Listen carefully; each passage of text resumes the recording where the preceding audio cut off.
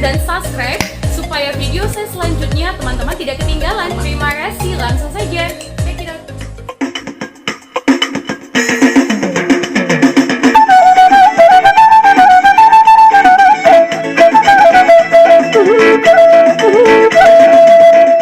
Senjata tradisional dari Sumatera Utara.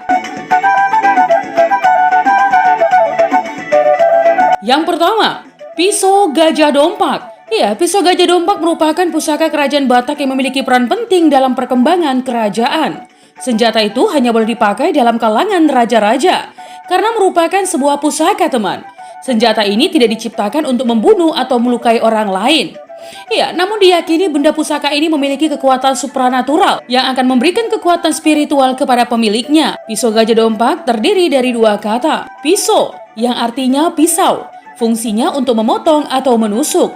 Bentuknya runcing dan tajam. Sedangkan nama gajah dompak adanya ukiran berpenampang gajah pada tangkai senjata. Masyarakat suku Batak sering mengaitkan pisau gajah dompak dengan kepemimpinan Raja Sisingamangaraja I. Iya, senjata ini juga mengandung filosofi yang begitu tinggi maknanya. Bentuk runcing dari senjata ini dalam bahasa Batak disebut dengan rantos, bermakna ketajaman berpikir serta kecerdasan intelektual. Tajam melihat permasalahan dan peluang, juga dalam menarik kesimpulan dan bertindak. Ukiran berpenampang gajah diduga diambil dari mitos, yaitu memberikan pisau gajah dompak dan seekor gajah putih pada Mang Huntal atau Sisingamangaraja I. Senjata itu juga sebagai perlambang kebesaran pemimpin Batak yang memiliki kecerdasan intelektual dan berbuat adil kepada rakyat serta bertanggung jawab pada Tuhan.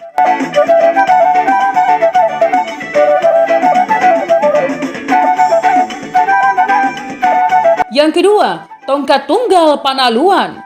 Ya, tunggal Panaluan adalah sebuah benda berbentuk tongkat atau tungkot dengan ukuran panjang kira-kira 170 cm dan biasanya dimiliki oleh datu bolon atau dukun besar. Tongkat tunggal Panaluan ini salah satu seni dari suku Batak yang sudah terkenal di seluruh dunia, teman. Yang diukir menurut kejadian sebenarnya dari kayu tertentu yang memiliki kesaktian. Masyarakat suku Batak meyakini bahwa benda ini memiliki kekuatan gaib seperti untuk meminta hujan, menahan hujan atau menarang udan, menolak bala, wabah, mengobati penyakit, mencari dan menangkap pencuri, membantu dalam peperangan dan kebutuhan dalam kehidupan masyarakat suku Batak.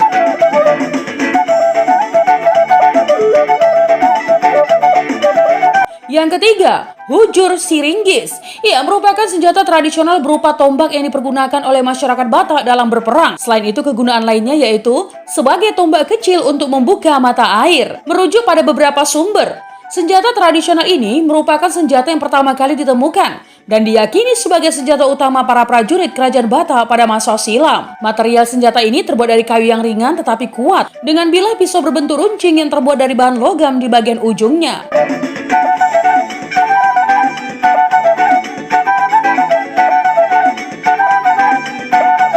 Yang keempat, pisau silima sarung. Ya, pisau ini merupakan pisau yang unik namun penuh dengan makna yang luhur. Dahulu pisau ini sering digunakan oleh suku Batak pada saat peperangan dan merupakan senjata yang sangat berbahaya. Ya, jika terkena atau tertancap oleh senjata ini. Uniknya, teman, pisau tradisional ini memiliki satu sarung yang di dalamnya terdapat 5 mata pisau. Konon pisau ini melambangkan tantangan kehidupan manusia, dikarenakan menurut orang Batak, manusia mempunyai 4 roh dan kelimanya adalah badan atau tubuh. Nah, teman, makanya mengapa dalam ilmu meditasi dikatakan bahwa pendekatan diri kepada Tuhan Yang Maha Esa oleh manusia harus lebih dulu menyatukan 4 buah roh atau unsur atau arah mata angin, dan kelimanya adalah tubuh atau badan manusia itu sendiri. Dalam kepercayaan orang Sunda disebut opat kalima pancer, atau di Jawa dikenal dengan sebutan sedulur papat kelimo pancer.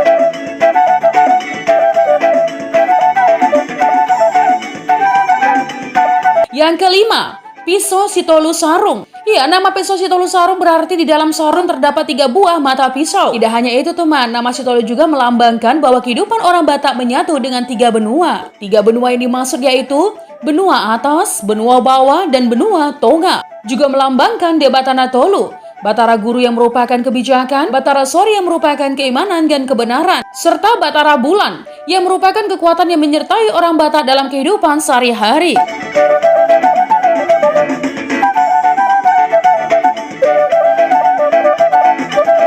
Yang keenam, pisau gading. Ya, pisau ini berasal dari Tanah Toba. Biasanya teman hanya dimiliki oleh orang-orang tertentu seperti para raja. Senjata ini merupakan senjata tradisional yang berupa sebilah pedang dengan bagian bilahnya yang sangat tajam. Nah teman, satu yang masih tersisa hingga saat ini adalah pisau gading peninggalan dari Raja Batak Toba yang dibuat pada sekitar abad 19.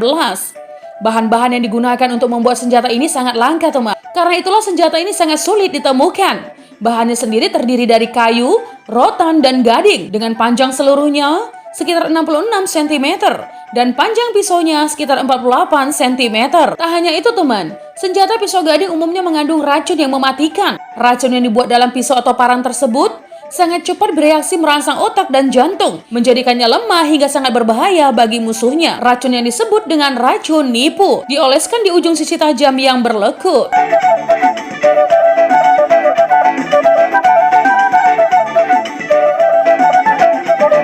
Yang ketujuh, pisau karo. Ya, menurut sejarah senjata ini sudah ada sejak abad ke-19 teman. Tidak hanya itu teman, panjang pisau karo juga bervariasi, mulai dari 31 hingga 55 cm.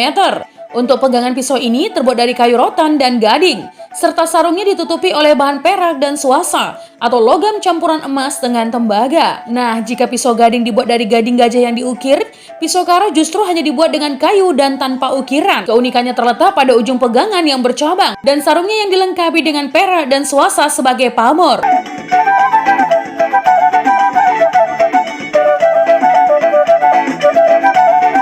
Yang kedelapan, pisau Sanalenggam. Ya, pisau yang digunakan oleh etnis Batak, terutama suku Batak daerah ini mempunyai banyak sebutan lain.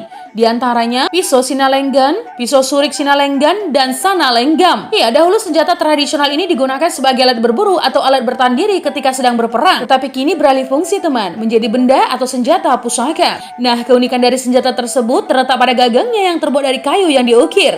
Ya, diukir sedemikian rupa hingga tampak seperti patung seorang pria yang tengah menunduk. Bentuk patung pada gagang pedang tampak seperti patung-patung suku Maya di dataran Amerika Tengah. Ya, kemiripan ini menjadi teka-teki bagi para sejarawan.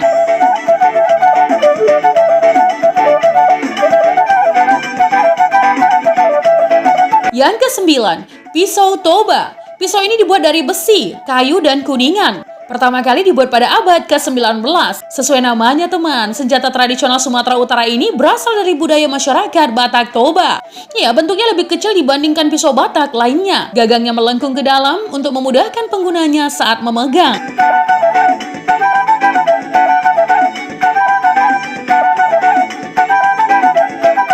Yang ke-10, tumbuk lada. Ya, tumbuk lada adalah senjata tradisional suku Batak Karo yang digunakan dalam pertempuran jarak dekat. Ia bisa dipegang dengan dua cara genggaman, yaitu dengan posisi mata ke atas maupun mata ke bawah. Sementara jika digunakan untuk keperluan pengobatan, ngelegi besi mersi kepada kalimbubu. Ya, senjata ini bisa juga diisi jimat yang mengandung unsur mistis dan bisa juga diolesi racun pada bagian pisaunya. Tetapi sekarang pada umumnya teman, senjata ini menjadi perhiasan atau pusaka yang dipakai pada acara-acara adat tertentu saja.